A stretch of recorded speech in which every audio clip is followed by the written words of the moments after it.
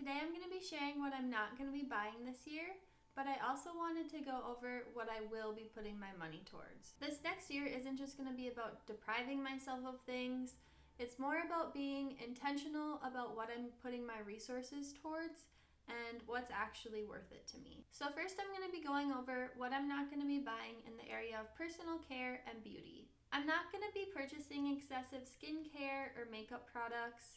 I'm going to be sticking to a simple makeup routine that already works for me. I'm not someone who's super into makeup or beauty or those types of things, and if I ever want to try out anything new, I'm going to save that for when I've already used up what I have right now. I'm not going to be spending on any special salon treatments. I'll probably go get my hair cut once every now and then, but even with that, I'm going to stretch it out as much as possible by giving myself little trims in between. I'm not going to be spending anything on any dyes or anything specialty like that.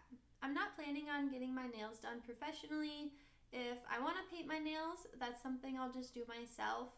And I also don't plan to purchase any new nail polish unless I use up what I have right now. I won't be purchasing any unnecessary scented products. I'm pretty sensitive to smells, so I'd actually prefer to just not have it in my life. So this includes things like perfumes, air fresheners, scented candles, anything in that sort of category. The only thing I really buy that's scented is a couple of essential oils, and even with them, I like to limit my use of them as much as I'm able to. I honestly use it more for, I'll put peppermint oil on my neck if my neck hurts. But with essential oils, I'm also not planning on purchasing more of those unless I completely run out of what I have right now. Next, I'm going to get into some more lifestyle and hobby type things that I won't be purchasing this year. I'm always so tempted to buy new games because I enjoy playing games with friends, but I really do have everything that I need for now, especially with potentially moving in a year. I don't see any point in stashing up on a bunch of games that I'm just going to have to get rid of anyway. I also won't be purchasing any new books or movies. Those are things that I can get from subscription services that we already have right now or from our local library. I'm going to focus more on free and reusable craft experiences instead of going out and purchasing new items for crafting materials. And then no seasonal or one-time use items. So no holiday decor. I'm going to focus on creating things myself from what I already have around my apartment. And then no buying things like costumes or anything that I would be able to DIY, rent, or just borrow from someone that I know. I really don't want to buy any new decor or organization bins or materials. I would really like to just stick to what we have right now and maybe pick something up at the dumpster if there's anything else that we really, really need. And then last up is the miscellaneous category of things I'm not going to be buying this year. The first one for me is a little bit hard, and that's not buying any sort of event merchandise, souvenirs, or any memorabilia to remember a specific event. And specifically for me, I always want to buy national park t-shirts, but I really don't need any more t-shirts right now. And then no other random little souvenirs or trinkets. I'm going to really try and just focus on taking pictures and just having those memories. I know that'll mean a lot more to me than just random stuff that I know I don't actually need. And then no single-use gadgets. I would love to get a Ninja Creamy because who doesn't love ice cream? But I know I don't need more single-use gadgets right now. If I want to make my own ice cream, I can figure out how to do that. Otherwise, I honestly just buy it from the store. That's going to be more convenient. If I was in more of a long-term living situation where I had my forever house or I was going to be there for a long, long time, I would maybe spend my money to get some more of these bigger purchases. But with moving at this time in my life, it just doesn't make sense. I won't be paying for delivery fees this year. Specifically, I'm just going to make food at home, or if I will be eating out, I'm just going to go to the restaurant or I will do pickup.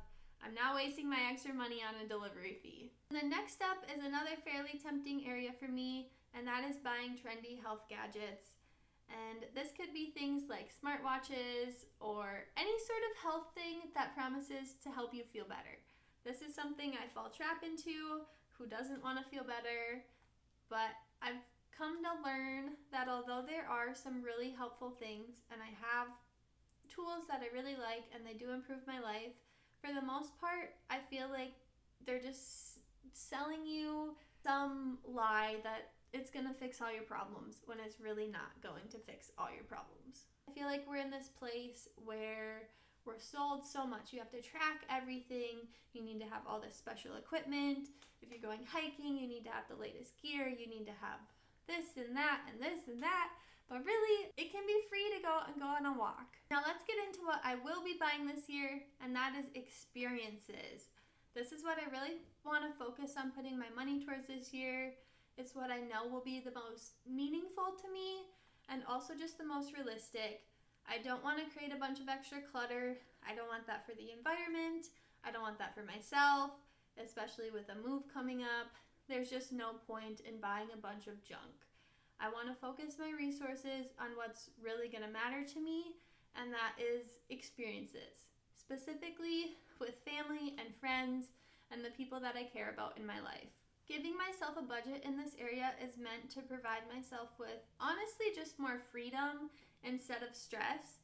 I'm the type of person that feels so guilty anytime I spend money on anything, unless it's even absolute necessities. I honestly feel guilty spending my money on. So I really feel guilty spending my money on things like vacations, traveling, experiences, going out to eat, those things that aren't absolute necessities, but I do want to carve some space in my life for those things because I know they're important to me. That's what I want to put my money towards.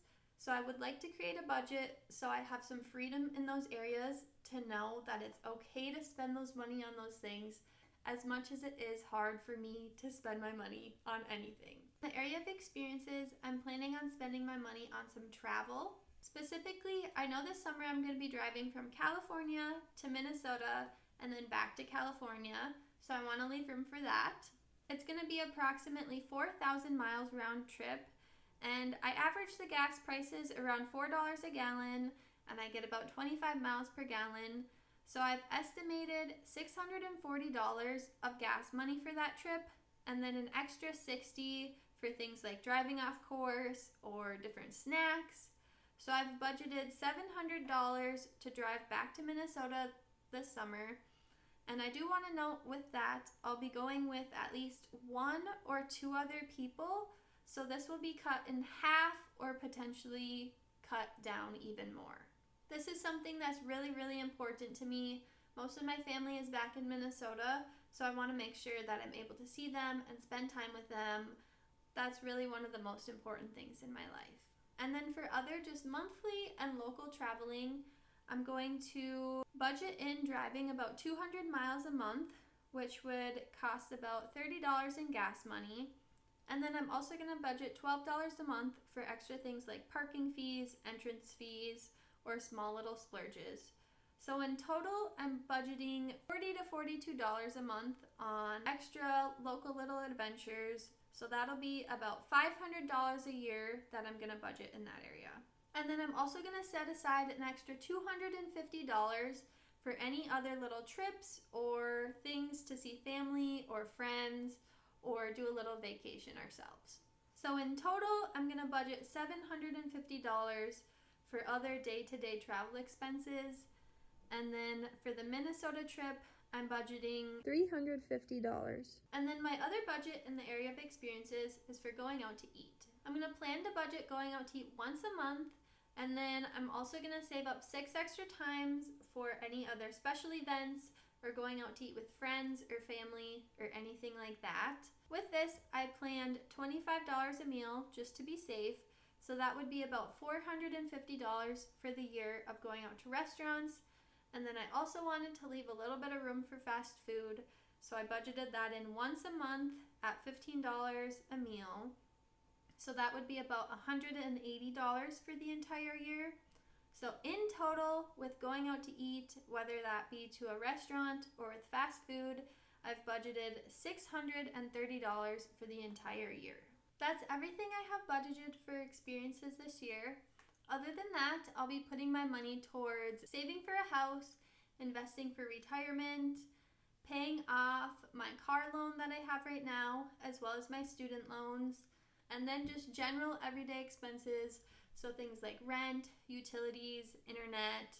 I'm not going to be putting my money towards anything extra that I don't absolutely need unless it was budgeted out in this area today. The only other area that I will be putting a little bit of money towards is clothing, and I've really honed down in that area. I don't want to buy any sort of fast fashion, so I've set out that I can buy 6 quality or thrifted pieces throughout the entire year of 2025, and I have budgeted $150 for this. I'm fine if I come in below that, but I wanted to leave myself a little bit of space to buy a couple thrifted items and a couple of higher quality pieces. So this year, I'm really going to be focusing on putting my money towards experiences. I'm planning on saying no to things that I don't need, but still making room for what's truly important to me, whether that be little road trips or spending time with family and friends. Thank you all so much for watching. If you enjoyed, don't forget to give the video a like and subscribe if you'd like to see more content like this.